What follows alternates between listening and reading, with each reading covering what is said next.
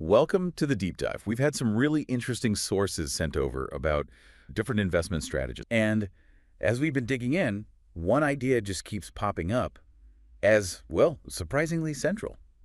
Profitability. It's power. We've got some great research, including this one paper that really tries to connect the dots on what we know about it. It's quite comprehensive.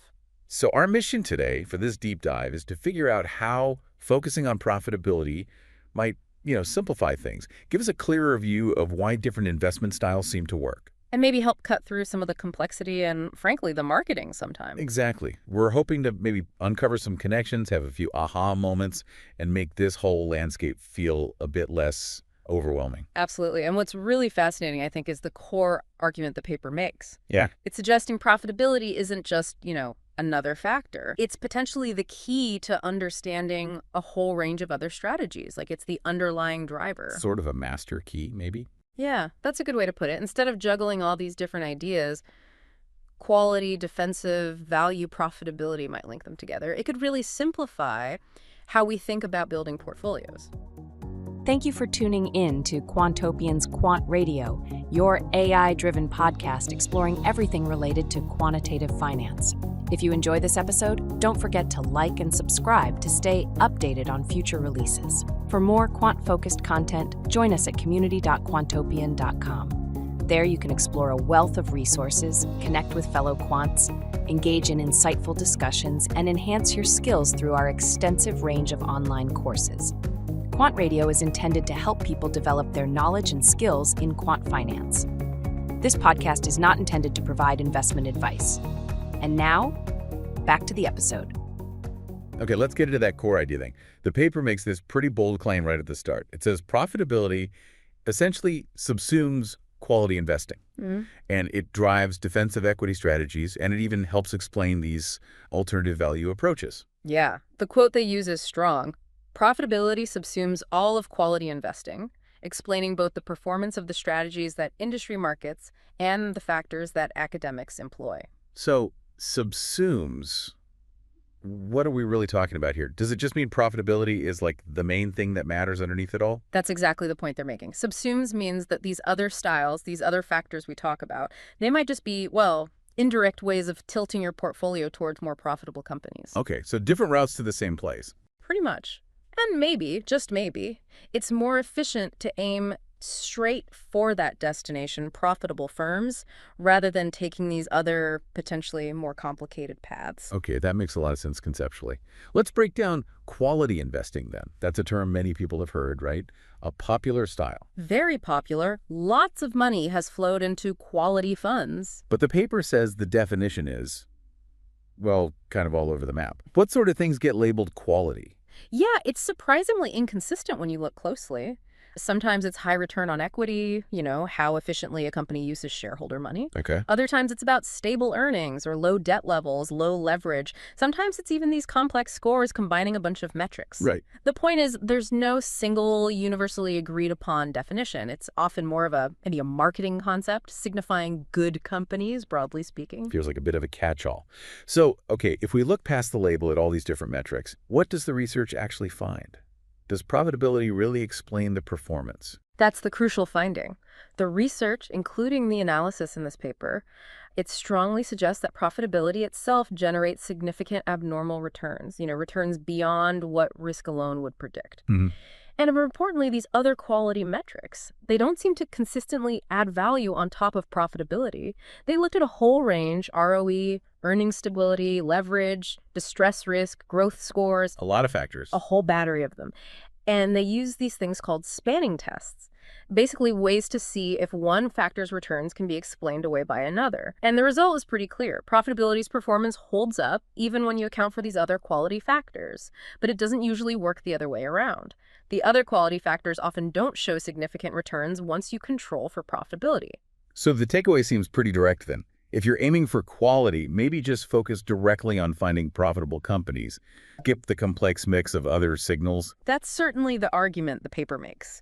It suggests it's a more efficient path. Why use a proxy when you can target the real thing, essentially? Okay, moving on. Let's talk about defensive equity. This one always feels a bit strange. The idea that less risky stocks, low beta or low volatility ones, could actually give you higher returns seems backward. It definitely seems counterintuitive based on classic finance theory, right? Higher risk should mean higher expected return. Exactly. So how does profitability help make sense of this puzzle? Well, this is another area where profitability acts like that connecting thread. The paper shows that once you bring profitability into the picture, along with another factor called investment. Investment meaning like how much a company is spending on growth, assets, that kind of thing. Precisely, how much they're reinvesting versus paying out. When you account for both profitability and investment, the extra returns, the alpha of these low-risk strategies, tends to shrink significantly, or sometimes even disappear. Really? So it wasn't the low risk itself? It seems not primarily, no. Initially, strategies like betting against beta were thought to capture a distinct low-risk premium, but this research suggests otherwise. So what's going on under the hood with these low risk stocks? Well, there are correlations. The paper points out that high volatility stocks often tend to be, well, smaller companies, less profitable ones, maybe growth stocks that are priced richly, unprofitable growth, perhaps. Low-risk stocks, on the other hand, tend to lean towards more stable, profitable companies, often ones that aren't investing super aggressively. They have more conservative investment policies. So the low risk strategy is unintentionally picking up profitable, maybe value-like companies. Exactly. The outperformance seems to be driven more by this underlying exposure to profitability and, to some extent, conservative investment, rather than the low-risk characteristic itself being the magic ingredient. Interesting. So the low risk is more of a side effect of targeting profitable, steady firms. That's what the evidence suggests. They even show you can kind of replicate the returns of low-risk strategies by building a portfolio of high profitability, low investment firms, maybe holding some cash or using less leverage. Okay, that's a powerful connection.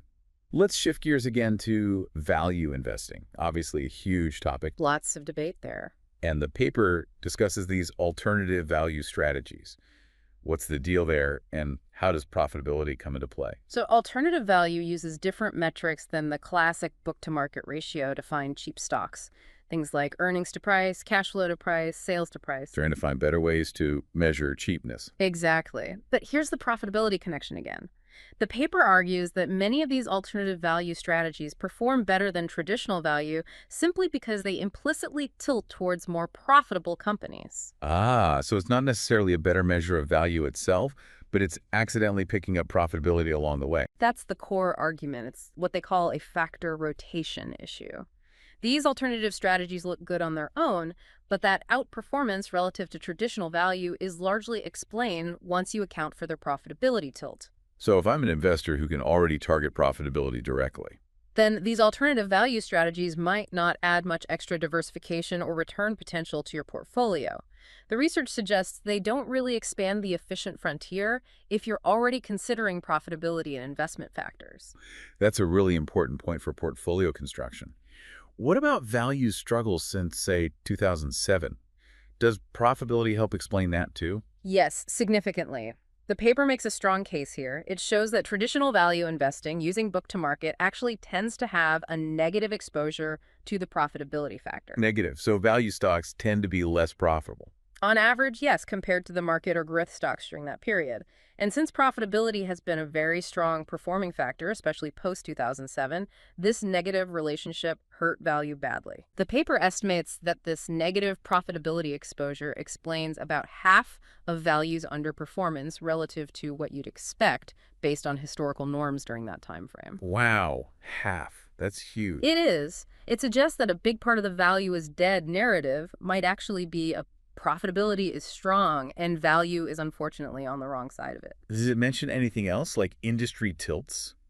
Value often gets associated with certain sectors. Yeah, it touches on that too. Part of value's underperformance also came from its industry exposures, like being underweight in high-performing tech stocks, for example.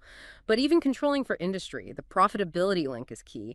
In fact, controlling for both industry and profitability seems to make the price signal in book-to-market, the actual cheapness, more informative again. Okay, so profitability is explaining quality, defensive equity, alternative value, and even a big chunk of traditional value's recent performance. Why? What's the underlying theory? Why is profitability so powerful? Well, fundamentally, it goes back to basics. What determines a stock's value? It's the present value of its expected future cash flows. And current profitability is arguably one of the best indicators we have of a company's ability to generate those future cash flows. Higher current profits often mean higher expected future profits and cash flows. So higher profitability should mean higher expected returns to compensate investors. Well, for what exactly? Is it risk? That's the connection to expected returns. The theory suggests that higher current profitability, and especially higher expected growth in profitability, implies higher required returns from investors. The market demands a higher return for holding these more profitable firms, potentially because their future prospects are inherently less certain or maybe tied to broader economic cycles. And the paper mentions measurement matters too, how we define profitability. Yes, briefly. It highlights the debate around accounting, especially how things like R&D spending are treated. The research suggests that using a measure of operating profitability that doesn't penalize companies for investing in R&D actually has stronger predictive power, Stronger power for predicting returns. both future returns and future profitability growth itself. It seems to capture the underlying economic engine better if you don't punish investment in innovation. Okay, this all paints a very compelling picture for profitability as a central factor. But, nothing's perfect in investing. Are there potential downsides or things we need to be cautious about if we lean too heavily on just profitability? That's a really important question. And yes, absolutely. While the paper makes a strong case, it's not suggesting profitability is a magic bullet that works perfectly all the time. Like factor timing. Exactly. Factor performance is cyclical. Profitability, like any factor, will likely have periods where it underperforms the market or other strategies. Relying solely on it would expose you to that cyclicality. So diversification is still key. Absolutely. The paper doesn't really argue against diversification. It's more about understanding profitability as a core driver and perhaps a more efficient organizing principle for thinking about different return sources. You still likely need to consider other factors, manage overall portfolio risk. And maybe understand the why. Precisely. Understand why profitability matters that link to future cash flows and expected returns rather than just blindly chasing the metric itself.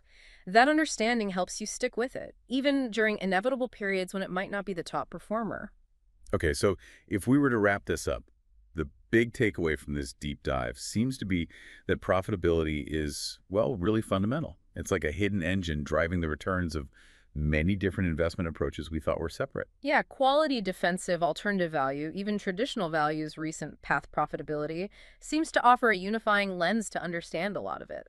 It helps make the factor zoo perhaps a little less chaotic. And focusing on it, or at least understanding its role, could lead to a simpler, maybe more efficient way to build portfolios.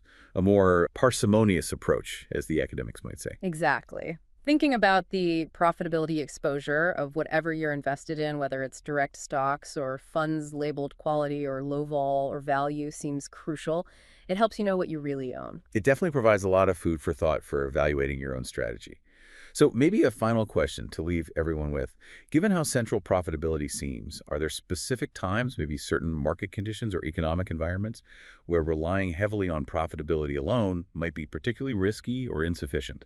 Something to ponder. A great question to consider. Thanks for joining us for this deep dive.